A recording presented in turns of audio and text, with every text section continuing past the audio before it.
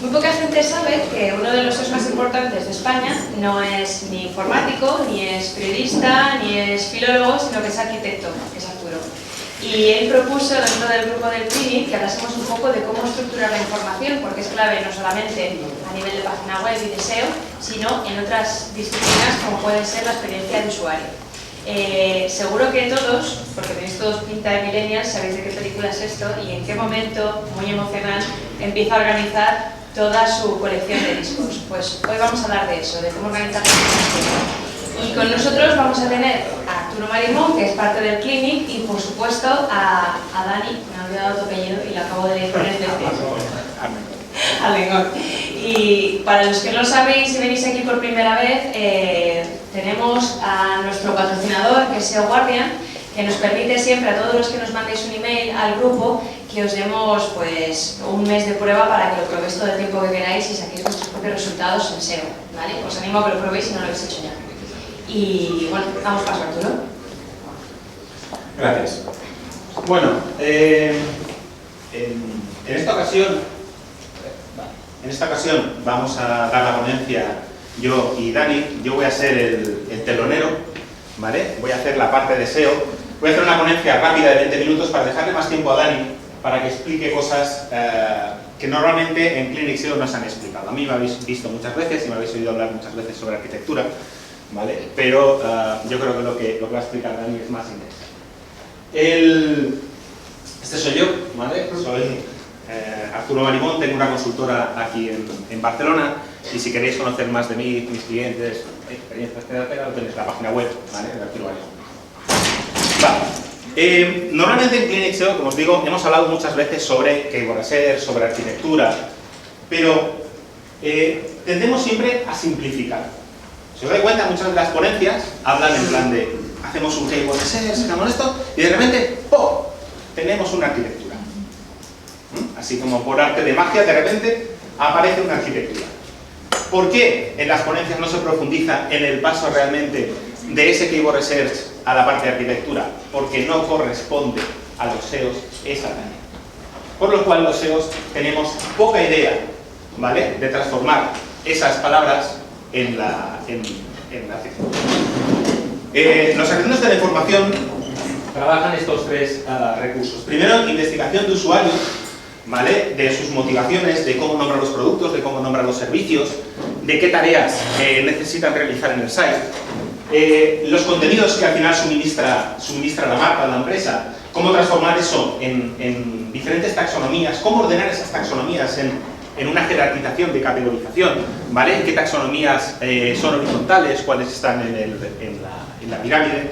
Y al final, dentro del contenido, cómo jerarquizar el contenido, cómo ordenar el contenido para que sea fácil entendible, para que haya una navegación intuitiva, ¿vale?, o familiar. Los SEOs trabajamos con otras herramientas. Trabajamos con herramientas más estadísticas, ¿vale? A la búsqueda de motivaciones de usuario lo llamamos keyword research. El keyword research, al final, la búsqueda de palabras clave, normalmente nosotros trabajamos con SEMrush, por ejemplo, y no solo buscamos volúmenes de tráfico, sino también buscamos CPCs, que haya negocio detrás de esos criterios, de esas categorías. Luego, la parte de taxonomía, aparte de generar esas categorías, más o menos, como podemos, nos interesan otros puntos que a nivel de SEO son bastante importantes, que son la indexación y la autoridad. En portales medianos o grandes, hablo de portales pues 10.000, 50.000, 10 millones de páginas, ¿vale? La parte de qué contenido indexamos, cómo distribuimos el link juice en esos contenidos, cómo distribuimos la autoridad, es primordial, ¿vale? En proyectos más pequeños de 1000 páginas no es un tema importante. Y la última parte, cómo jerarquizar el contenido dentro de un documento, nosotros lo llamamos optimización on-page. Porque no solo optimizamos para el usuario, al cual tenemos bastante en cuenta, sino que también lo hacemos para el bot, para que entienda realmente el contenido de la página. Y, sobre todo, para desambiguar muchas veces los contenidos. Entre dos contenidos muy similares, conseguir que Google no considere ese contenido como contenido duplicado, sino que entienda esa diferenciación entre dos contenidos muy similares, y también desambiguar respecto a un contenido y una temática, ¿vale? A veces Google no se toma muy bien las metáforas o ciertas palabras que utilizamos en los contenidos y eso hace que no sepa muy bien dónde situar esos contenidos. Entonces ese trabajo también lo hacemos. Uno de los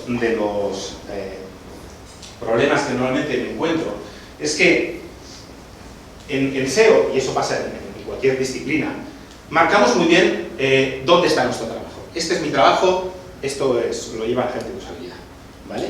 Y en esa guerra de definir los territorios de cada uno, al final el que sale perdiendo es el usuario y por ende el cliente. Porque no abordamos otros temas que son interesantes para obtener resultados. Incluso pasa dentro del mismo SEO. Hay SEOs que son SEOs técnicos y que creen que la parte más marketingiana, eso es marketing, no es SEO, y los más marketingianos dicen, no, eso es SEO y lo otro es desarrollo, ¿vale?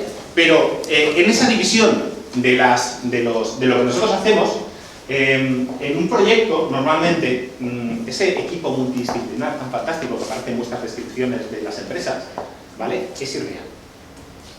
La mayoría de proyectos no tienen ese equipo ni tienen presupuesto para ese equipo. Por lo cual, muchas veces tenemos que tocar otros muchos temas que no son especialidad nuestra, ¿vale? Para obtener resultados. Como decía antes Patricia, yo soy arquitecto. Estudié 10 años de arquitectura, era del tocho, no la del enlace, ¿vale? Y ejercí otros 5 antes de meterme en el mundo del online allí para el 98. La arquitectura tiene bastante que ver con el SEO. ¿Por qué? Porque el arquitecto, aparte de que está bastante tocado también, igual que los SEOs, aúna dos disciplinas. Por una parte hay una parte artística, una parte de la belleza de un espacio tensado por la luz, ¿vale? Y luego hay una parte de cómo calcular una jácena para pegar un edificio de 7 plantas.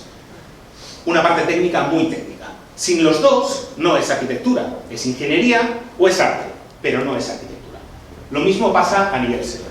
Voy a utilizar ejemplos de Frank Lloyd Wright. Frank Lloyd Wright es un arquitecto de 1910 a 1960 aproximadamente, que cambió la manera de hacer arquitectura, ¿vale? Influyó en muchas generaciones posteriores y demás, por lo cual creo que es un buen ejemplo para utilizarlo de referencia.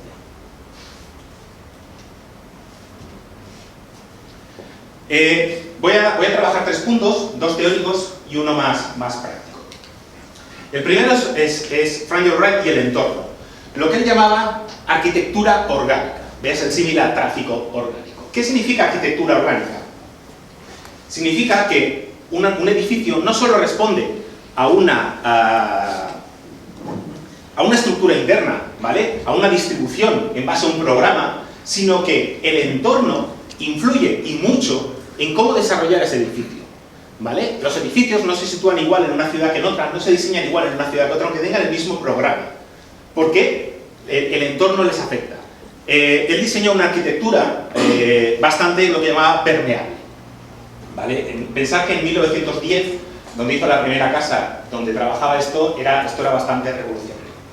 En el online, ese grado de complejidad lo marca Google, ¿vale? El acceso es lo que ha hecho que los proyectos se vuelvan tan complicados. A día de hoy, un usuario es como si en un supermercado, en vez de entrar por la puerta, de repente apareciera en el pasillo de los cereales, ¿vale? Y aparece con una motivación, que si es comprar cereales, genial, pero como sea desayunar, vamos a tener un problema, ¿vale? ¿Qué trabajamos en SEO? Trabajamos 2 cosas, la relevancia y la indexación y priorización. La relevancia es para diferenciar, para que Google entienda realmente de qué va un contenido y logra diferenciar 2 contenidos muy similares. Yo puedo entrar en la sección de cereales, pero si soy una mujer de 30 años, estaré buscando cereales de estos pensados para el público femenino, estos que te ponen un cuerpo fantástico solo comiendo cereales, ¿vale? En cambio, si tengo 4 años, querré los cereales de Star Wars. Los 2 son cereales y hay una diferenciación muy clara de motivaciones, pero tenemos que trabajar muy bien a nivel de contenido para que Google asigne las queries que tocan a cada contenido. La segunda parte es la parte de indexación y priorización, que es lo que os decía, en un proyecto grande, no todas las páginas se pueden indexar, ¿vale? No somos Softonic y no nos posiciona todo, ¿vale? Por lo cual, muchos del contenido que nosotros publicamos no es indexado, ¿vale? Pensar que el contenido, que la duplicidad del contenido depende de vuestra autoridad, no de que sea contenido duplicado o no duplicado, eso es una tontería, ¿vale? La cantidad de contenido duplicado que tú puedes tener en un site depende de tu autoridad. Por lo cual, aun trabajando para dos clientes del mismo sector con el mismo proyecto, sus estrategias son diferentes, porque hay que tener en cuenta esa autoridad para saber hasta dónde dejamos entrar a Google, qué tenemos que indexar, qué no tenemos que indexar, ¿vale? Y cómo distribuimos el link juice dentro de las páginas, ¿vale? Por ejemplo, cuando trabajé para Magister, Magister es un proyecto que trabaja a nivel de long tail. El problema de estructurar desde su página home, que es la que al final tiene más autoridad, en una jerarquización que pasamos por 4 categorías antes de llegar a las categorías inferiores, que son las que al final van a traer más conversión, es un error a nivel de SEO. Nosotros desde la home lo que tenemos que hacer es enlazar las categorías inferiores para lanzar la autoridad hacia el nivel más bajo, ¿vale? Y luego escalar esa autoridad en niveles superiores, no al revés, ¿vale? Eso lo que nos da es que al final conseguimos un mejor posicionamiento a nivel de long tail. El segundo punto es de Frank Lloyd Wright y las circulaciones.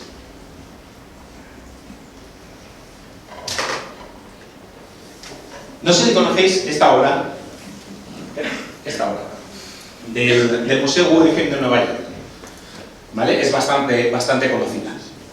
El Museo Guggenheim de Nueva York está montado, ¿vale?, en base a la experiencia de usuario. Está montado en base a que normalmente los museos se desarrollan en edificios antiguos e incluso en estructuras que son como muy tabicadas, ¿vale? Son salas y salas y salas y salas y salas. Y la experiencia de recorrer esas salas, muchas veces el usuario tiene la sensación de que se pierde, de que hay información que no está consumiendo. Él creó un museo en base a una espiral descendente, en base a un pasillo, donde se situaban todas las salas, de manera que tú siempre tenías la referencia de dónde estabas y de lo que estabas viendo. A nivel de SEO, esas circulaciones, es lo que llamamos las taxonomías. Nosotros en SEO trabajamos, y eso pasa bastante, trabajamos pocos criterios por cada página. Generamos muchísimas páginas. Sabemos que cuando más páginas generemos pensadas, optimizadas para ciertos criterios, más tráfico vamos a obtener. Y eso es cierto. Y si lo hacemos bien, esto funciona muy bien. El problema es que la experiencia de usuario es mala, ¿vale? Y eso es lo que no te cuentan. Lo que no te cuentan es que traemos más tráfico, eso es fantástico, pero al final vendemos menos. Y a mí me pagan para que venda, ¿vale? No solo para que traiga tráfico, sino para que traiga tráfico que acabe convirtiendo. Hay sites que solo se dedican a traer tráfico y hay otros sites que se dedican a la venta. La navegación a través de estas páginas, que todas trabajan contenidos muy similares y que el usuario necesita visitar todas las páginas para obtener la información, es una navegación caótica. En vez de tener una navegación continua, centrada en el flow, ¿vale?, en ese estado de consumir información y navegación sin perder el hilo, ¿vale?, el usuario pasa como en el museo que os decía antes, ¿vale? El usuario tiene la sensación de, hostia, me he dejado cosas por ver, ¿vale? Y esa sensación hace que se vaya de la página a buscar esa información en otros sitios, ¿vale?, a completar la compra en otros sitios. Funciona mucho mejor cuando trabajamos con categorías únicas, con una especie de subhomes. Esas subhomes, ¿vale?, trabajadas por motivación, funcionan bastante mejor a nivel de conversión. Si somos suficientemente buenos a nivel de SEO y trabajamos eso, y a la vez trabajamos esas páginas, búsquedas cacheadas, decirlo como queráis, ¿vale?, y podemos luego trabajar la subhome sin tener contenido duplicado, fantástico. Si no, prefiero sacrificar las búsquedas cacheadas y tener menos tráfico, pero que vaya directamente a estas páginas. Y esto funciona muchísimo mejor a nivel de conversión. Y el tercer punto es sobre Le Corbusier. Le Corbusier que es otro de los grandes arquitectos que siempre es bastante referenciado, decía que la arquitectura se mide en... como que el valor de la arquitectura se mide en función del hombre, ¿vale? El hombre es la escala humana, es la que define la arquitectura. Él tenía el modulor, ¿vale? Que eran las medidas de cada cosa, en todo se pasaban las medidas de este persona ideal, ¿vale? Que él tenía. Cuando nosotros trabajamos una arquitectura, nos pasa lo mismo que en una planta de un proyecto, ¿vale? Es una información sesgada. Significa que no tenemos toda la información del proyecto. Con solamente la arquitectura no sabemos qué pasa. Igual que con una planta, no sabemos cómo es el espacio. Necesitamos secciones, necesitamos alzados, necesitamos más información para saber cómo es ese espacio. Y la medida del hombre, ¿vale? El tamaño del hombre. No sabemos si un edificio tiene 5 metros o tiene 3, a no ser que pongamos una persona, ¿vale? Eso es lo que trabaja en la gente de usabilidad, la medida del hombre. Nosotros lo que hacemos es trabajar el link juice, trabajar al final la distribución de esa autoridad. ¿Cuál es el problema en proyectos un poco grandes de controlar esa distribución de la autoridad?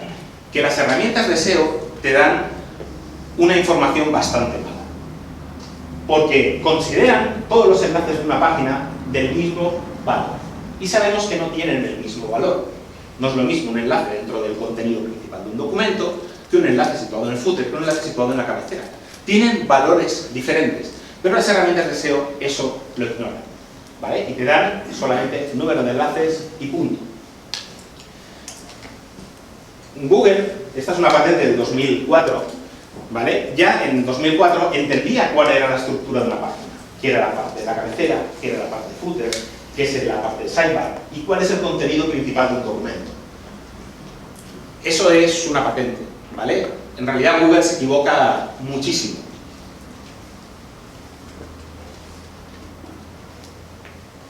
Podéis ver que se equivoca cuando vuestro, por ejemplo, vuestra metadescripción, ¿vale? Que tenéis en una página está duplicada, o es inexistente, o es demasiado corta, de manera que Google la ignora y va a buscar el contenido dentro del documento para añadirlo a la metadescripción que aparece en las SERPs. ¿Qué hace? Si tenéis una buena estructura y él la entiende, cogerá el contenido principal, ¿vale? El que aparece aquí, y ese será el que añadirá. Si tenéis una mala estructura y a la vez Google no entiende la estructura de vuestra página y cuál es el contenido, os aparecerá el menú, el primer texto que aparece en la página.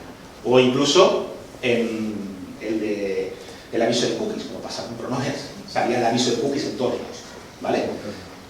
Eso pasa. En HTML5 tenemos una ventaja, que es que podemos marcar semánticamente muy bien el contenido para que Google lo entienda mejor, ¿vale? Gracias a la etiqueta MINE. La etiqueta MINE nos permite marcar cuál es el contenido principal de un documento. Vale. Ahora que sabemos esto, ¿cómo obtenemos el link juice de nuestro site teniendo en cuenta solamente el contenido principal del documento, ignorando la plantilla que sabemos que al final tiene menos valor? Os voy a poner un ejemplo de un bot que hemos desarrollado en mi consultora, ¿vale? Para los clientes y para analizar también la competencia, ¿vale? Y utilizamos para proyectos pequeños o para visualizaciones rápidas Google Fusion Tables, ¿vale? Que al final nos dan unos gráficos muy rápidos del bot. La idea es que lo que hace el bot es indexa la información que nosotros queremos, saca los enlaces de la parte principal del documento, ¿vale? Y mira qué página está enlazando a qué página. Y nosotros le podemos dar a cada enlace un valor, ¿vale? Luego esa tabla que está en una base de datos, podemos filtrarla como según el criterio SEO que nosotros queramos, sacamos la información de esos enlaces y la importamos en Google Fusion Tables, ¿vale? Que es gratuito y la verdad es que está bastante chulo. Tiene una limitación de 1 giga, ¿vale? O sea, no podéis meterle ahí 200 millones de enlaces porque eso no queda, ¿vale? Pero para cosas pequeñas está bastante bien. Os voy a poner un vídeo, ¿vale? Porque quería hacerlo en directo, pero aquí con la wifi que hay, esto es una locura. Entonces, lo hemos añadido al Drive, ¿vale? Creáis una tabla de Google Fusion. Si esto va. Vale. ¿vale? Seleccionamos el archivo de CSV, que al final es un archivo que al final tenemos los enlaces y los valores que nosotros queramos, incluso anchor text, que queremos validar cuál es el anchor text que estamos apuntando internamente a ciertos documentos. Si creéis que eso es importante, eso ya es un tema SEO, si crees que eso es un valor o no. Tenéis las URLs, los enlaces, los anchor text, ¿vale? Shares, la información que vosotros queráis. Os genera la tabla, ¿vale? A ver cómo se ve esto, porque se ve un poco raro. Os genera la tabla, ¿vale? Que aparece aquí, y luego le podéis añadir un grafo, ¿vale? Tenéis grafos diferentes, algunos bastante interesantes. El que me interesaba era el de Network, ¿vale? Donde simplemente podéis poner las URLs, los enlaces que habéis scrapeado, y os dirá exactamente cómo está distribuido, ¿vale? El linking interno en la página. Podéis ver realmente qué clústeres de contenido estamos enlazando a diferentes páginas y cómo podemos trabajar eso. Y de esa manera se pueden tomar decisiones sobre qué partes de la página no estamos trabajando bien, ¿vale? Incluso podemos analizar la competencia para saber cómo están trabajando ellos ciertas partes. Luego esto lo podemos enlazar con otras herramientas para que nos den el nivel de posicionamiento, cómo está obteniendo resultados. Y bueno, yo creo que es algo gráfico, ¿vale? Que muchas veces se ven cosas que en las tablas de Excel es muy difícil de ver, ¿vale? Es muy difícil de ver. Y con esto, en principio, acabo, ¿vale? Es algo sencillo que podéis hacer y yo creo que os dará una visión bastante clara del tema. Vale. Y con esto acabo y dejo a Dani para que...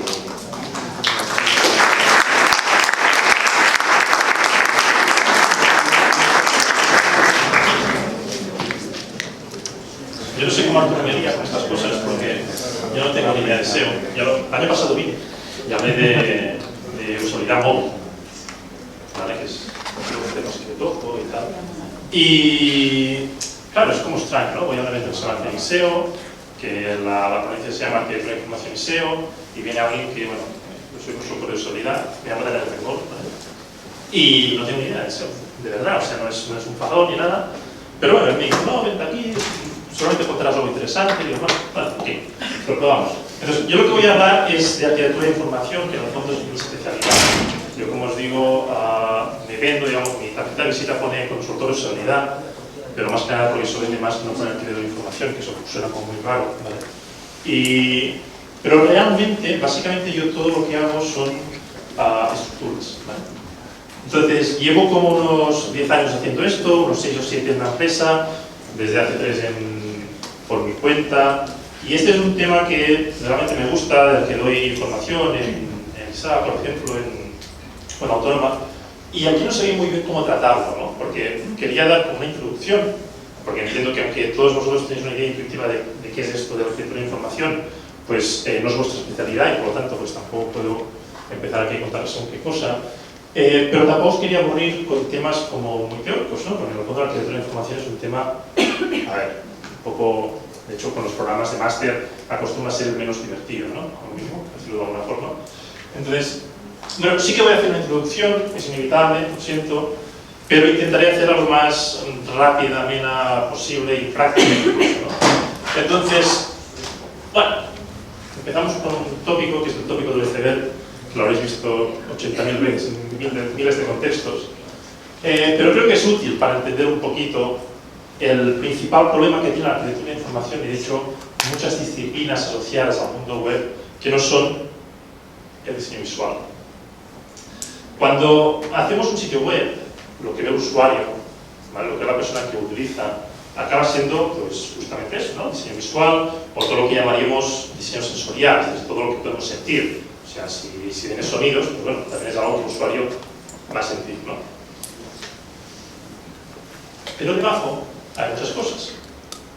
Y el problema no es tanto que el usuario no lo sepa, sino el problema es que cuando hay empresas o hay profesionales o hay, en muchos contextos hay personas, ¿vale?, que deberían saberlo y realmente no lo saben. Debajo de esta parte de diseño visual hay muchas cosas que se diseñan. Y hay muchas veces que se dice, bueno, no, ya esto es la estrategia, necesidades de usuario, objetivos del sitio, no, esto no lo diseña, ¿no? Perdona, sí que lo está diseñando. Malo, pero lo está diseñando. Es decir, realmente cuando pones un botón de comprar en un e-commerce, estás diseñando una estrategia de forma implícita. Si tú encargas a un diseñador visual directamente hacer toda la parte visual, está asumiendo implícitamente toda la parte de abajo. Y hay muchas partes, y hay obviamente esta, que es estrategia, hay un tema de enfoque, de especificaciones funcionales, de requisitos de contenido, y hay una parte que es la que quiero hablar yo, que es la parte de la estructurada. ¿Vale? El diseño de interacción, que es como básicamente se le llamaría cuando hablamos de software en general. Yo hago software, también hago web, pero voy a hablar más de web obviamente hoy. Y toda esta parte de arquitectura de información. Esto queda por debajo de esta parte visible, pero está ahí. Lo vais a diseñar implícitamente o no, pero lo vais a diseñar, ¿vale? O cualquier diseñador visual lo va a diseñar. Entonces es interesante primero tener en cuenta que existe y luego tener unas mínimas nociones sobre este tema. Luego hay otras cosas como el diseño de interfaz en sí, el diseño de navegación, el diseño de información, etcétera, etcétera. Pero lo primero es, de la arquitectura de información, el principal problema que tenemos, la gente que nos dedicamos a esto, es que es invisible. O sea, estamos hablando de algo que parece como que no es necesario incluso contratar, porque, ¿no? ¿Eso para qué, no? ¿Para qué voy a hacer un diagrama de nada si lo único que quiero yo es que me diseñe y me programe el sitio? Yo asumo que más o menos en el SEO puede pasar algo parecido. Es decir, cuando no haces SEO, estás haciendo SEO también.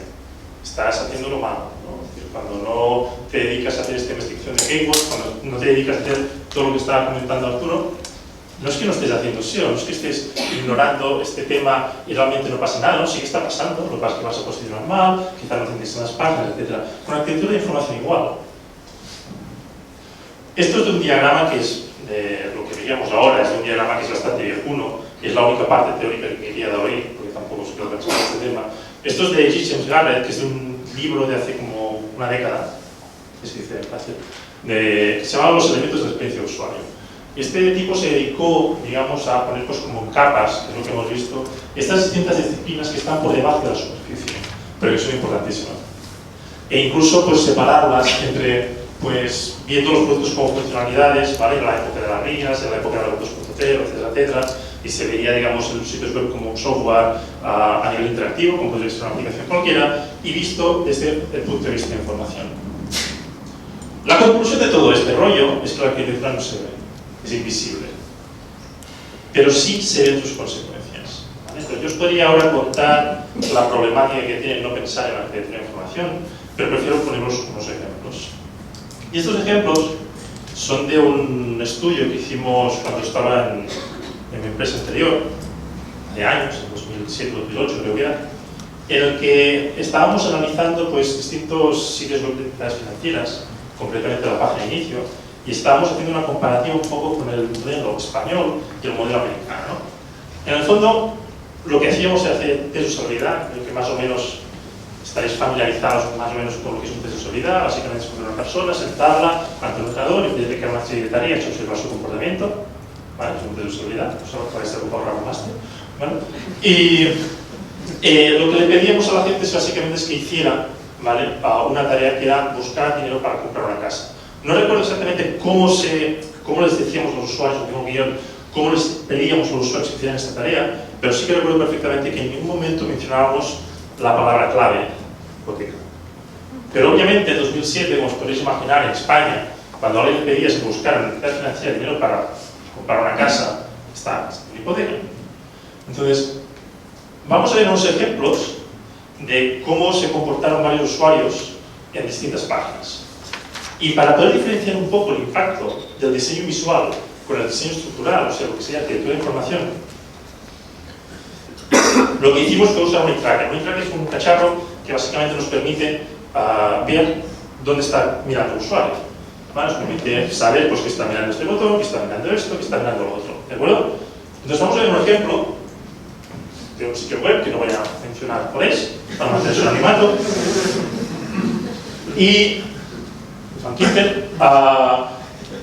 y a este metimos aquí un usuario y le pedimos pues, que buscara dinero para comprar una casa.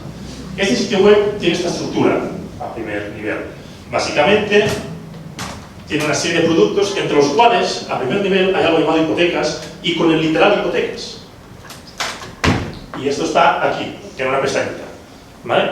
Hay una serie de consideraciones visuales, podemos criticar si este sitio web está bien, está mal, a nivel visual, pero a nivel estructural está poniendo pues, un producto que el usuario en esa época buscaba bastante, a primer nivel y con un literal que se llama hipotecas, que es, bueno, pues seguramente lo que está pensando el usuario. Vamos a ver qué sucede. Este puntito de ahí, esto de aquí, el 1, es lo que se llama una fijación. Esto nos lo da el track y básicamente lo que dice es que el usuario, como dice su nombre, se ha fijado en eso. Simplemente es que ha mirado aquí más de un cierto tiempo, entonces podemos determinar que ha procesado la información que hay debajo. Estos movimientos así espasmódicos de logo es lo que hacemos todos al leer y al mirar una página, y estas líneas azules que veis como más delgadas es lo que se llaman sacadas, y podemos deducir que de aquí no hay procesado la información. Entonces, dado este contexto, ya podéis entender este diagrama. El usuario ha empezado mirando en cuenta, ha bajado por aquí, buscando a lo mejor un menú lateral, se ha ido para arriba y ve depósitos. Y dice, bueno, fondos, seguros, bloques, hipotecas, clic. ¿Vale?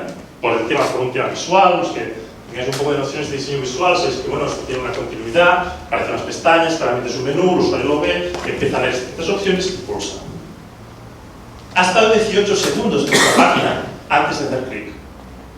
Pero con la iTracker sabemos que desde que ha visto la palabra hipotecas hasta que ha pulsado, hasta un segundo. Entonces, con esto podemos, más o menos, diferenciar el impacto del diseño visual de esta página de inicio del impacto de cuestiones más estructurales de esta página de inicio. A nivel estructural, al menos de estructura de páginas y de literales utilizados, no está mal. Lo ve, lo entiende, pulsa. A nivel visual, es algo que no trataremos ahora. Otro ejemplo. Esta es otra entidad, que no voy a mencionar, que ahora se llama Bankia, y que en este caso lo que tenían era pues, un menú en la zona izquierda, en que si os fijáis, pues tenía más o menos esta estructura, ¿no? Información corporativa, ahorra, préstamos, hipotecas. Bueno, esto no está mal, ¿no? Es decir, un préstamo, una hipoteca es un préstamo, ¿no? ¿No? ¿No? Bueno, aquí está el tema. Si lo vemos como un producto, como un instrumento financiero, si ahora nos sentamos como la persona que está diseñando ese producto financiero, una hipoteca claramente es un préstamo desde un punto de vista interno de la entidad, pero lo es para una persona que quiere contratar una hipoteca. Bueno, los préstamos están ahí, hasta ahí es donde tiene que pulsar el usuario para poder empezar a buscar la información que lo tiene que encontrar, que seguramente es un listado de hipotecas que usa de la entidad. Vamos a ver qué hace. Bueno, ve el aviso de seguridad, lo ignora, ¿vale? Y se va para arriba, particulares, empresas, y ve que hay ahorro, ve el menú. De nuevo, por una cuestión visual, como esto está claro en la continuidad, empieza a leer el menú. Hostia, préstamos, what? Presta atención, está ahí como diciendo, ¿será esto? Pero no, quizá no, ¿no? Y sigue mirando. Y pulsa. ¿Por qué ha dudado? Si una hipoteca es un préstamo. De hecho, este usuario lo sabe. Si no, no hubiera pulsado nunca. El préstamo habría empezado con ahorro, quizá, ¿no? Si no tuviera ni idea de nada. Pero esperaba que la hipoteca quizá tuviera entidad propia.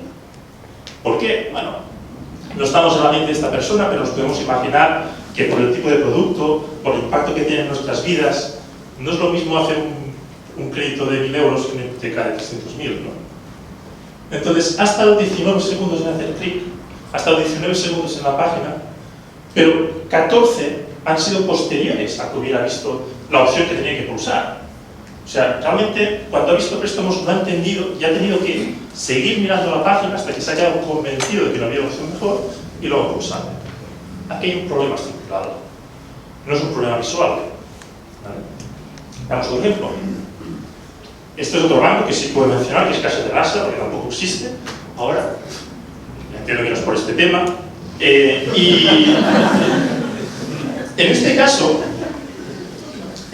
lo que tenemos aquí es que estos ejemplos los utilizo mucho, la verdad, y en otras charlas los uso para otros temas incluso. Y aquí lo que menciono muchas veces es que aquí hay como una especie de monólogo, ¿no? Yo entro aquí, le digo, quiero hipotecas, y a la entidad me dice, ¿y tú quién eres? Particular o empresa, ¿no? O sea, como un poco gordo incluso, ¿no? Entonces, esto no es lo que se espera un usuario cuando entra en un sitio web. No se espera que me hagas la pregunta de si soy particular o empresa, sobre todo por el hecho de que más del 90% de entradas en un sitio de entidades financieras serán particulares. Bueno, entonces voy a asumir que soy un particular. ¿Qué sucede? El usuario, bueno, esta es la estructura, es decir, hay particulares, empresas, no sé qué hay aquí, y luego hipotéticas, ¿no? Vale, está ahí. Entro, veo un anuncio fantástico, veo particulares, veo para la izquierda, veo para la derecha, no sé muy bien dónde mirar, miro la parte esta de aquí, veo que hay cosas que no son lo que estaba buscando, me miro un poco lo que es la publicidad, a lo mejor va a estar aquí, pues me queda un poco, sigo mirando, me pierdo, me miro el footer, bueno, joder, le vamos a dar particulares para darle algún sitio, ¿no? Y aún suerte que la haga al sitio donde toca. 36 segundos. Ahora yo os digo el tiempo que ha estado desde que ha entrado a la página. Son 36 segundos desde que ha visto particulares, porque es lo primero que ha visto la página prácticamente. Ha estado medio minuto para empezar a navegar, para empezar a moverse. Porque obviamente cuando entre en particulares se va a encontrar lo mismo que en el ejemplo 2. Una lista de productos. Si se pone préstamos, fantástico, va a perder 20 segundos más. Y es bueno, joder, por 2-3 minutos no pasa nada, ¿no? Bueno, seguramente una entidad financiera buscando una hipoteca, no, admito, no es tan importante, aunque obviamente esto afecta de muchas formas a la experiencia del usuario en el primer contacto que tiene con esta entidad. Pero imaginaos un hotel, que estoy más de 2 minutos para encontrar, por ejemplo, dónde está el hotel, y a lo mejor estoy mirándolo desde el móvil, y llueve, y estoy en una ciudad que desconozco cuál es. No voy a perder 2 minutos buscando dónde está el hotel, voy a pasar al siguiente enlace del buscador. Entonces, esto es importante. Ahora voy a poner un gráfico para que parezca más científico, ¿vale? Pero realmente es una perogrullada. Es decir, si tú pones literales y utilizas estructuras que permitan a los usuarios entrar en los sitios que ellos esperan entrar de forma sencilla, van a tardar menos, ¿vale? ¿No? Si pones hipotecas, los usuarios de media, estos 17 usuarios en 2006, tardaban 1,6 segundos. Si ponías préstamos, 6,25. Lo de productos siempre me hace mucha gracia, ¿no? Entras en una sitio de una entidad financiera y tienes productos y está, no hay más cosas que vendan. Luego particulares, etc. Bueno, es un poco una introducción para que veáis dos cosas. Las arquitecturas son invisibles y las arquitecturas importan, ¿vale? Las estructuras informativas importan. Tienen un impacto directo, por ejemplo, en este caso, los segundos que tardaban los usuarios en hacer cosas. ¿Cómo las creamos? O sea, ¿cuál es mi día a día? Es decir, ¿qué es lo que hago yo? O dicho de otra forma, que voy a también mencionar al arquitecto de Corbusier, que ha mencionado Arturo, ¿cómo ponemos en orden las cosas? ¿No? Le Corbusier decía esto, ¿no? Es decir, crear una arquitectura es poner en orden a funciones y objetos, ¿no? Hay un ejemplo que a mí me gusta mucho, que es el de las piezas de Lego, ¿vale? Esto es, bueno, es duplo, son unas piezas que tienen hijos, son unas piezas así gordotas que permiten hacer cosas. Estas dos cajas no están pensadas para hacer nada en concreto. No son como esas no sé, de un destructor imperial que vale 400 euros la caja y solo puedes hacer un destructor imperial porque las piezas son súper concretas. No, esto puedes hacer cualquier cosa que más o menos te divierta las piezas. Entonces, crear arquitecturas es dar sentido a estas partes. Creas la arquitectura cuando coges estas piezas y estás, pues, construyendo un tren, por ejemplo. La arquitectura es coger todas estas piezas, estos elementos que tenemos, que en nuestro caso no es información, ojo, son contenidos, ¿vale? La información se genera gracias a los contenidos, pero no estamos organizando información, estamos organizando contenidos, datos, ¿vale? Y con ello hacemos arquitecturas de información. De eso, si entramos completamente al tema de la arquitectura de información, Evi Cover, que lo he mencionado un par de veces, dice básicamente lo mismo. Dice, la arquitectura de información es cómo organizamos las partes para que sean comprensibles, para que comuniquen algo como un todo, ¿vale? Y esta es la clave. Esto es lo que tenemos que hacer cuando hacemos arquitectura. Y pensáis, bueno, ordenar es sencillo, ¿no? Es algo que hacemos en casa. Nos cogemos los armarios, os ponéis a ordenar pues, las cositas, en la cocina, en la ropa, ¿no? Estas cosas lo hacemos el día a día, ¿no? Vamos a verlo. Estos son unos tomates, ¿vale? Esto no está aquí todo correcto. ¿Dónde guardaríais los tomates en vuestra casa? ¿Vale? Os voy a dar 4 opciones. A. Con las manzanas y las peras. B. Con las berenjenas y los guisantes. C. Con los yogures y las cervezas. Y D. Con el ajo y el aceite. ¿Quién hace la A en su casa? Levantad la mano, por favor. Venga, ¿vale? ¿Quién hace la A? Con las manzanas y las peras, ¿vale? Pocos, poquitos, bien. B, o sea, eso lo estáis haciendo mal seguramente. Con las berenjenas y los guisantes, un poquito más gente, ¿no? Veo, vale. Con los yogures y las cervezas, hay dos personas que ponen los tomates con los yogures y las cervezas. Luego hablamos. Y la D, con el ajo y el aceite, hay solo una persona, dos.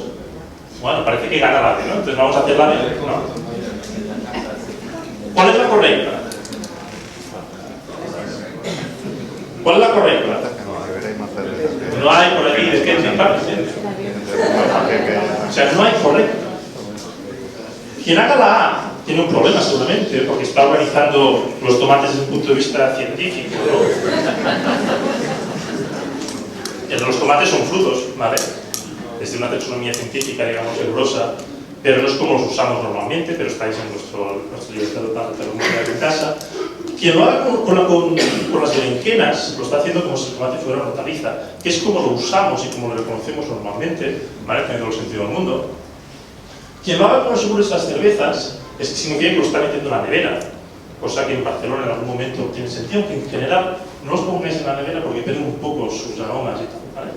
Y la D, con el ajo y el aceite, es, pues bueno, para hacer tostadas con ajo y tomate. Es una organización por tareas, que es como podríamos, por ejemplo, yo tengo ahí los tomates de colgar junto al aceite del ajo, ¿vale? Habría otras formas. Podríamos poner los tomates con otros objetos rojos. Que no olvidáis, porque en los libros para niños, tal y como se organizan los tomates en sus páginas, son con otros objetos rojos. Porque la intención en ese momento es que el niño aprenda lo que es el color rojo. Y no está mal. Con esferas que ruedan, bueno, yo no sé más tanto el contexto, o con otras cosas que se espachurran si las tiras con fuerza suficiente. Podría tener sentido en algunos casos también, ¿no? Veamos otro ejemplo, más concreto, con categorizaciones menos abstractas. ¿Qué es esto? ¿Una cerveza? ¿Alguien puede completar un poco más? Sí, cerveza. ¿Una L? ¿Vale? ¿Alguien puede completar un poco más? Una L de una fábrica que está en Londres, se llama Fullas. Estuve ahí por ese ministerio. Joder, está completando mucho más, ¿vale? La dirección. Sí, es fuera de Londres, un fin de mundo. ¿Alguien de aquí la reconoce esta cerveza? Siempre levante la mano. Vale, ¿la reconoces? ¿Alguien? Es muy buena. ¿Alguien sabe lo que es una IPA cuando hablamos de cerveza? ¿O alguien, si le digo IPA, le suena algo? Sí. Vale, levanta la mano. Si no me jodéis el ejemplo y paso. Vale, perfecto. Pero fijaos que no todo el mundo sabe lo que es una IPA cuando habla de IPAs. ¿Vale? Entonces, ¿cómo clasificamos una cerveza? No es trivial. Esto es de un libro que se llama Michael Jackson, no el de este, sino otro, ¿vale? Que hace como, creo que 30, 40 años o más, se dedicó pues, a viajar por Europa y Estados Unidos clasificando cervezas, ¿vale? Se dedicó pues, a ver qué características tenían más o menos en común, se dedicó a ver qué procedencia tenían las cervezas, etcétera, etcétera. Y pues sacó una serie de conclusiones, entre las cuales está que esta cerveza, que de hecho se autodomina IPA, que significa Indian Pale Ale, es una Indian Pale Ale, y lo clasifica en una sección que se llama Pale Ale. Para que tengáis una idea, una ale es una forma de hacer cerveza, básicamente, y pale es pálido, ¿vale? Que es un tipo de malte que se utiliza. Entonces Michael Jackson, insisto, este Michael Jackson, no el otro, clasificaría una cerveza como Pale Ale IPA, ¿vale? Pero en un contexto concreto, como decía Arturo, que es hace 30, 40 años, ¿vale? Y para un usuario concreto, que es la persona que compra este libro, que normalmente quiere aprender sobre clasificaciones de cervezas. Veamos a nuestro amigo Mercadona cómo lo hace. Es el ejemplo que siempre tenéis que recurrir cuando queráis hacer cosas de la información de Mercadona. Mercadona tiene unas categorías para bebidas, dentro cervezas y dentro tiene especialidades, normal y sin alcohol. Bueno, puede tener sentido. En especialidades tiene cosas como la Grimbergen, que es una cerveza belga, junto a la Bordeaux, no sé muy bien qué tiene especialidad, o la Shandy Cruzcampo, que es una especie de clara ya prefabricada, ¿no? Sea como sea, para Mercadona puede tener sentido clasificar de esta forma. Hay unas cervezas que son las normales, que es la que pide la gente cuando va a un bar y pide una cerveza. y otras que son raras. Podríamos discutir si una bovidame es rara o no, pero parece que puede tener sentido en este contexto clasificar de esta forma. Esta es una fricada, esto es de una asociación de los Estados Unidos que lo que se hace es dedicarse a montar clasificaciones para ser usadas en concursos de cerveza artesana, de cerveza hecha en casa. Hace varias ediciones, esta la última de 2015, y si lo miráis, pues dentro, por ejemplo, tiene Medellín La Fullers en English IPA, ¿vale? Es inglesa, es una IPA, la metería aquí, y esto está dentro de algo llamado Kettle Commonwealth Beer. Es un poco extraño. Lo curioso de todo es que si seguimos leyendo, tiene una clasificación que se llama IPA. Y es, ¿qué cojones? Es decir, está metiendo la IPA inglesa fuera de la clasificación IPA. ¿Por qué? Pues porque de nuevo está teniendo en cuenta el contexto. Los que sepáis lo que es una IPA, los que pidáis una IPA, normalmente cuando estáis pidiendo una IPA es un tipo de cerveza con unas características concretas. Tiene un cierto nivel de amargor, tiene un cierto nivel de dulzor, etcétera, etcétera. Que es muy distinta a lo que es una IPA inglesa tradicional. Entonces, si a mí me sirviese una IPA inglesa, no va a ser lo que me esperaba. Entonces, a nivel de gusto, a nivel de aromas, no tiene nada que ver una cerveza con la otra. Entonces, si yo monto un concurso, no puedo aceptar cervezas de estos dos estilos y valorarlas al mismo tiempo. Por eso tiene sentido esta organización. Esto es mi casa, ¿vale? Desde la cerveza. Yo tengo una nevera solo para cerveza, ¿vale? Toda entera. Entonces, esta nevera, la gente cuando llega a mi casa sabe que puede usarla libremente en plan barra libre. Pero obviamente, a mí no me interesa que ahí estén todas mis cervezas. Yo tengo un rinconcito en la nevera normal, oculto, que no digo a nadie, ahora vosotros lo sabéis, entonces si venís a mi casa lo sabéis, pero a lo mejor oculto en la nevera. Tengo este rinconcito donde están las cervezas que son mías. Entonces, en mi casa, para mí y para los usuarios de mi casa, tiene sentido organizarlo aquí. Seguramente pondría la Fullers, la pondría aquí, la pondría oculto. Entonces, estas cuatro clasificaciones que son totalmente distintas, tienen sentido dependiendo del contexto en el que estemos trabajando. Entonces, ¿ordenar es fácil? No es que no sea fácil o sea difícil, es que es subjetivo. Y esta, creo, es la clave de todo este tema. No podéis asumir que la gente va a buscar o va a querer encontrar o va a clasificar las cosas como vosotros lo haríais. Y creo que es la lección básica de cualquier curso de adquisición de información. Es lo primero que debéis tener en cuenta. No asumáis más de la cuenta, ¿vale? Entonces, poco como las manchas estas, ¿no? Cada uno interpreta una cosa, ¿no? De hecho, la información muchas veces se define como la interpretación subjetiva que hacemos de las secuencias de datos, ¿no? Entonces, no hay buenas o malas arquitecturas. Hay arquitecturas más o mejor o peor adaptadas a un contexto determinado, ¿vale? Entonces, ¿cómo cojones surfeamos o entendemos esta subjetividad? Porque nosotros no nos podemos sentar en nuestras oficinas y esperar que nos venga, pues no sé, alguna especie de ángel a explicarnos cuál es la subjetividad de los usuarios objetivos nuestros. Tenemos que investigar con ellos. Y hay una técnica de investigación que se llama caso abierto, que es lo que os quiero mostrar. Y para no meteros otro rollo como acabo de hacer, creo que es más interesante que hagamos uno, ¿vale? Entonces me gustaría si un voluntario o voluntaria se acercara. ¿Quién quiere salir a hacer un caso? Venga. Es muy difícil, ¿eh? No todos a la vez, por favor. Solo uno. Tenéis tiempo hasta que monte el tinglado este. Ya hay uno, ¿eh? ¿Ya hay uno? ¿Hay uno? Tenemos uno. Yo contaba con el tiempo de espera para montar. Pues vuelve para allá.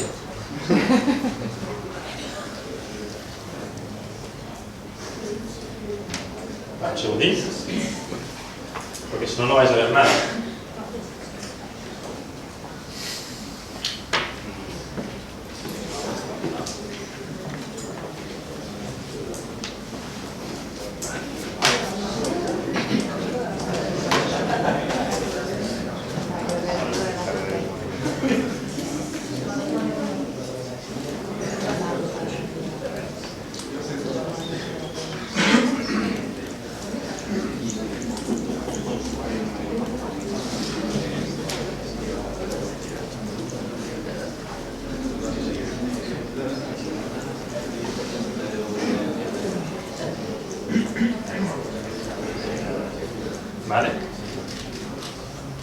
menos, no va muy fino, antes iba mejor, pero bueno, pues el directo.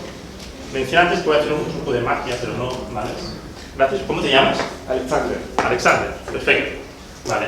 Un card-sorting básicamente es una forma que podemos utilizar y es muy sencillo de hacer. No es como un tensoralidad que tiene una cierta complejidad y es complicado modelar. Un card-sorting muy sencillo de hacer, en el que básicamente intentamos entender cómo piensa una persona a nivel estructurado, cómo estructuraría una serie de contenidos. Entonces, para ello partimos de contenidos representados en tarjetas. Aquí pone, por ejemplo, pescado, aquí pone aperitivos, estamos organizando, parece, pues, los contenidos de un supermercado. El card-sorting no os va a ayudar a determinar qué contenidos utilizar, no os va a ayudar a entender qué contenidos el usuario se los quiera, cuáles no, os va a ayudar únicamente a organizar estos contenidos. Entonces, Alexander, lo que te voy a pedir, ¿vale?, es que en esta mesa, si puedes hacerlo de cara hacia ahí, simplemente, pues, coges estas tarjetas. Estamos ahora mismo diseñando un sitio como un supermercado y tenemos dudas sobre cómo organizar la información, y hagas, pues, grupos que tengan sentido para ti. Y si quieres ir comentando alguna cosa, pues yo te dejo el micro y si hay algo que no entiendes, lo que sea, lo comentas, ¿vale? Excelente. ¿Cuánto tiempo tengo? 3 horas o así.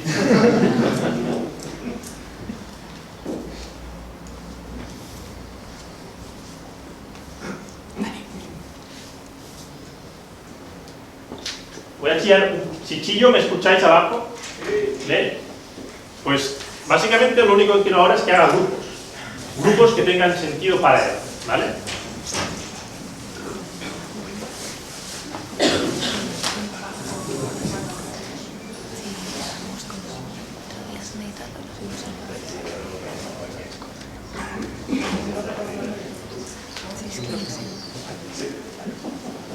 Esto que estamos haciendo es un card-sorting abierto moderado, de hecho, aunque no lo estoy moderando, lo estoy hablando con vosotros, pero algo que es interesante que os fijéis es que él va a ir moviendo en grupos, va a ir mirando las tarjetas y las va a ir moviendo de grupos. Por ejemplo, las pone en un punto, luego la mueve a otro sitio, porque tiene más sentido para él, ¿no?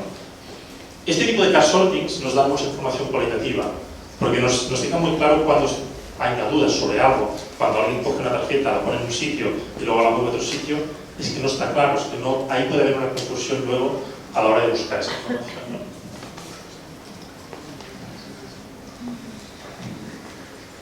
Vale, pues hay algunos que no sé muy bien. Aquí pone papel higiénico y detergentes, ¿vale?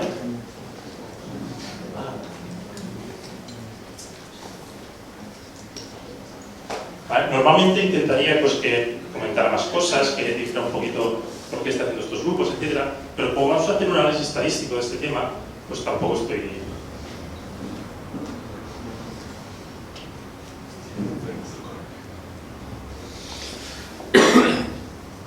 Fijaos que tenía azúcar y sal, no sé si hablo dividido o... Bueno. Acaba de juntar conservas y frutos secos con el pan. Estoy en la granja como si fuera un partido.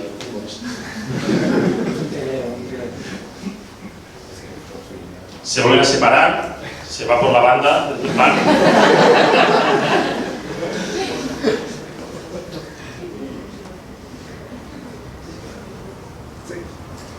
Sí, esto es un... ¿Nos los comentas un poco? ¿Nos presentas tus grupos, por favor?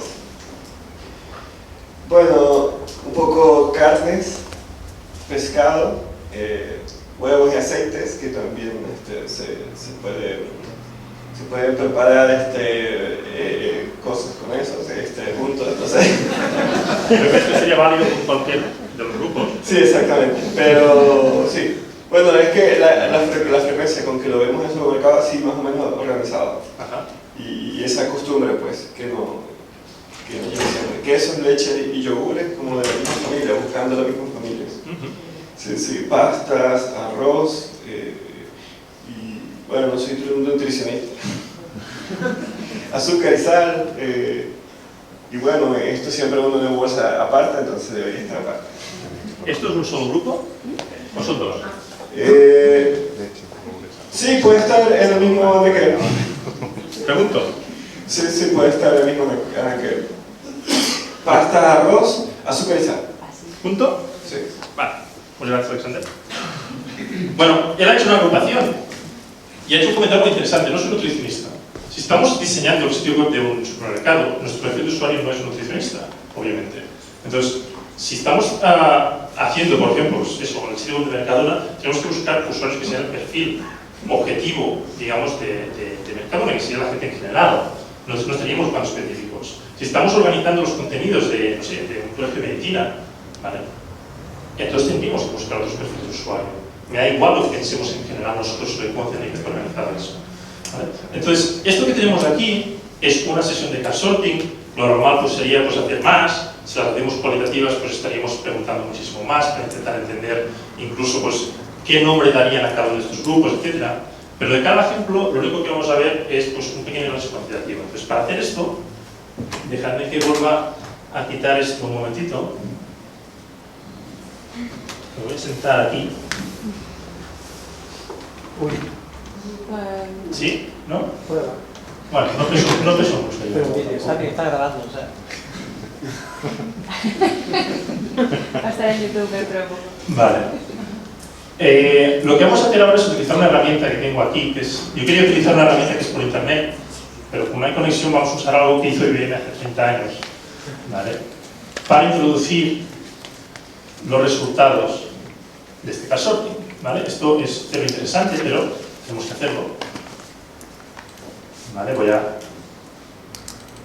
coger las tarjetas que ya las tengo creadas aquí y básicamente pues voy a coger pues, estos grupos que se han creado.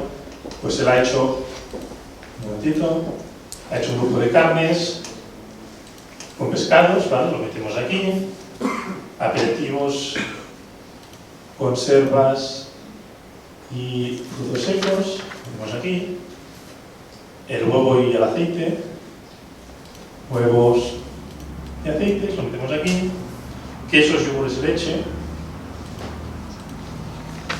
El tema entiendo que es interesante, ¿no? Los quesos, pasteles y pan. No, las pastas están por otros lados. Está con arroz. Sí. Azúcar y sal. Azúcar y sal. Las pastas y los arroces. Las verduras iban solas. Y detergentes y papel higiénico. Bueno, ignorar un poco todo este tema de ahora. Simplemente lo paso y lo guardo. Vale, está simplemente introducido los datos de este car sorting y ahora voy a juntarlos con otros datos que tengo aquí de alumnos. Vale, tengo aquí 13 y voy a añadir el que vamos a hacer para tener 14. ¿Vale? Vale, esto que veis aquí, ¿vale? Básicamente son distintas categorizaciones que ha hecho la gente. ¿Vale? Y aquí lo que estamos intentando entender para algo como puede ser un supermercado es qué elementos comunes estamos todos más o menos de acuerdo. ¿Vale? Entonces, para hacer eso, hay un tipo de análisis que es este de aquí. ¿Vale? Esto se llama, si os mola el tema técnico, se llama análisis de clústeres, ¿vale? Cluster análisis. Pero simplemente la idea intuitiva de que hay detrás de esto es que lo que tenéis más a la izquierda, ¿vale? Cuando se juntan cosas más a la izquierda, hay más acuerdo. La gente está más de acuerdo que esos dos elementos tienen una cierta similitud, que deberían estar categorizados en el mismo sitio. Desde un punto de vista totalmente abstracto, ¿vale? Lo que se junta más a la derecha significa que hay menos acuerdo. La gente no tiene tan claro que eso debería ir junto. Si vamos al límite, obviamente, hasta el límite en que da igual el acuerdo, todo se junta. ¿Vale? ¿Me seguís? Un ejemplo. Arroces y pastas, que lo tenemos aquí, se está juntando en el punto cero. ¿Qué significa? Que las 14 personas que han categorizado cosas haciendo el car sorting lo han juntado. Hay un acuerdo en que arroces y pastas deben ir juntos. No hay dudas. En cambio, estos grupos, de aquí, por ejemplo, pan y pasteles se junta bastante temprano, huevos, leche, quesos y yogures se junta por aquí, pero estos dos grupos se juntan mucho más tarde. De hecho, nosotros podemos manipular estas barras de aquí, ¿vale? Voy a poner esta al final y voy a utilizar esto de que se mejor. Perdón, aquí. Nos podemos cortar en cualquier punto y decir que estos son grupos que tienen un cierto sentido para los usuarios. ¿Dónde cortamos? Esto nos va a dar una estructura informativa, esto nos va a dar las agrupaciones que tenemos que usar en marcadores, ni mucho menos. Porque esto no es una ciencia exacta, en el sentido que, ¿dónde vamos a cortar? Si nosotros cortamos a la izquierda de todo, y el acuerdo es total, no hay ninguna ambigüedad, pero ¿esto qué os genera? Esto os genera muchos grupos. Y que haya muchos grupos en un sitio web, que haya muchas categorizaciones, que haya muchas categorías, tiene problemas para los usuarios. Pues son más grupos a leer, etcétera, etcétera. Si cortamos más hacia la derecha, nos genera menos grupos, lo que tiene muchas ventajas. Pero tiene el problema de que son mucho más ambiguos. ¿Vale? Estamos poniendo la sal con los arroces. Imaginaos incluso cómo le vamos a llamar a este grupo.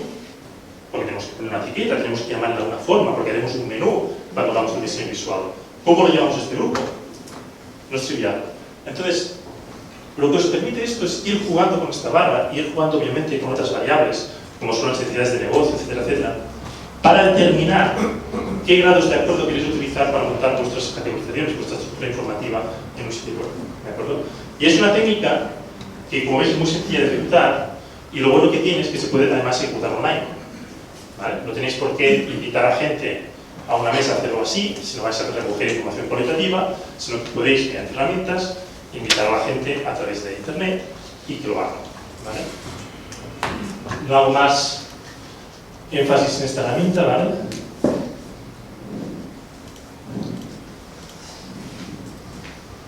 ¿Entiendo?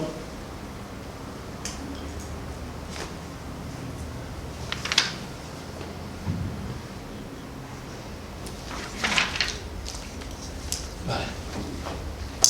Otro caso real, otro ejemplo de un proyecto real.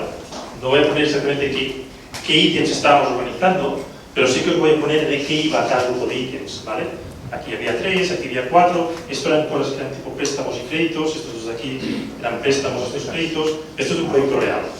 Si os fijáis en el propio car sorting, esto, que son préstamos y créditos, y las hipotecas, se juntan muy tarde. Es de las últimas cosas que se juntan prácticamente. Si hiciéramos esto, si todas las entidades financieras que hemos visto antes, primero hubieran hecho esto, hubieran tenido mucho más claro, sin utilizar la intuición, que también es algo que podemos utilizar a veces, ¿vale? Pero hubieran tenido mucho más claro que estos elementos para los usuarios, independientemente de la taxonomía fiscal o instrumental a nivel de una entidad financiera, da igual, para la gente son cosas distintas. Y una hipoteca tiene entidad propia. ¿Vale? ¿Qué me debe dar?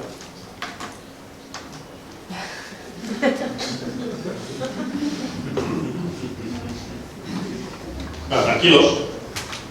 Yo os he enseñado esto porque no teníamos conexión a internet, pero hay software que se ha hecho en este siglo sobre este tema. Y hay uno que podéis utilizar, y aquí casi parece que sea esta la parte promocional, pero es que hay muy poco software sobre este tema, que se llama OptimalSort, ¿vale? OptimalSort, os voy a enseñar nada, simplemente un par de capturas de cómo es. Esto, digamos, es la parte de las tarjetas. Hostia, estos son tarjetas, esto le pasáis una URL al usuario y es el usuario quien mueve estas tarjetas hacia el centro y crea grupos. ¿Vale? Esto podéis coger pues, a 40, 50, 100, 200 usuarios. De hecho, obviamente cuantos más mejor, pero hay un momento en que no sirve de nada en más gente. Esto va a depender del grado de ambigüedad de las tarjetas, ¿vale? Pero pueden ir agrupando y haciendo pues finalmente lo mismo que hemos hecho aquí, pero en su casa. ¿Vale? A partir de esto, ¿qué obtenemos? Obtenemos una serie de participantes que han participado en nuestro car sorting y podemos sacar, esto no lo he enseñado antes, pero bueno, eso sería una matricesimalidad que se le llama, pero podemos sacar lo mismo que hemos visto. Esto es un dendrograma, ¿vale? Que, insisto, nos dice hasta qué grado estos contenidos para la gente son similares. Insisto, en un sentido muy abstracto, ¿vale? Pero que nos sirve para poder organizar información. Y simplemente para terminar, comentaros que esta misma herramienta os permite también evaluar estructuras. Hasta ahora hemos visto una forma de explorarlas, de determinar de qué forma podemos organizar algo. Pero esto os permite también hacer como una especie de mini test de usabilidad para ver si la gente, a nivel estructural y sin tener en cuenta nada visual, les resulta fácil o complicado encontrar una información. Y básicamente cómo funciona, este se llama Fijac, es de la misma gente, ¿vale? Básicamente, el usuario entra a un sitio, le pone, haz un traspaso entre tus cuentas, esto es un proyecto real, ¡pam!, le da a comenzar esta tarea, sale una serie de cosas, esto está velado, pero básicamente porque lo velado yo, ¿vale? Y le saldrían aquí, pues, las categorizaciones que estamos proponiendo nosotros. En este caso puede pulsar en cuentas, perdón, en transferencias, y le sale entre mis cuentas, otras cuentas, pulsa entre mis cuentas, y pone, lo encontraría aquí. Es así de simple. Simplemente el usuario va moviéndose por la estructura, fijaos, sin tener en cuenta ninguna consideración visual. Esto podéis hacer un test de esto sin tener nada hecho, únicamente obviamente la estructura de contenidos, ¿vale? ¿Y esto qué nos da? Nos da información de este estilo, ¿vale? Por ejemplo, para esta tarea en concreto, de hacer un traspaso entre tus cuentas, nos dice qué grado de gente lo ha conseguido, qué grado de gente directamente ha fallado, es decir, que ha pulsado, lo encontraría aquí, en un sitio donde no está esa información, pero también nos da información sobre cosas como esto que soy incapaz de traducir, el directness, que es hasta qué punto ha ido a grano, hasta qué punto ha ido a la sección que tocaba y le ha dado, lo encontraría aquí, o bien ha retrocedido. Dice, ostras, no, aquí no es, me voy para atrás, porque en ese árbol que vimos antes, el usuario quiere ir para atrás, me voy a esta sección. Con estas dos informaciones, con estos dos datos simplemente, perdón, nos da muchísima información sobre el grado que estamos cumpliendo con una cierta tarea, con simplemente la estructura. Luego vendrán cuestiones de diagramación, ¿vale? Esto, por ejemplo, simplemente es una representación visual que hace de cómo se ha movido el usuario, ¿no? Pues, en general, la mayoría se han ido a transferencias, ya han ido entre mis cuentas, hay algunos que se han ido a sus cuentas y ahí han podido acertar también, y otros han fallado, por aquí, que ahora no veo el caso, ¿no? Pero son distintos, digamos, recorridos que han seguido los usuarios. Entonces, un poco ya, simplemente para acabar con este apunte, la arquitectura de información, yo no os lo voy a negar al SEO, creo que esto es trabajo vuestro, saber hasta qué punto podéis aprovechar estas técnicas, a lo mejor, para hacer vuestro trabajo del día a día. Lo vais a saber mucho mejor vosotros que yo en este caso, pero sí que la arquitectura de información, como dice Bekover, es una skill, una disciplina que no solamente podéis utilizar en vuestra vida profesional, sino que podéis utilizar en vuestro día a día, ¿no? Entonces, sin más, no sé si tenéis alguna pregunta, pero en cualquier caso, muchas gracias por vuestra atención.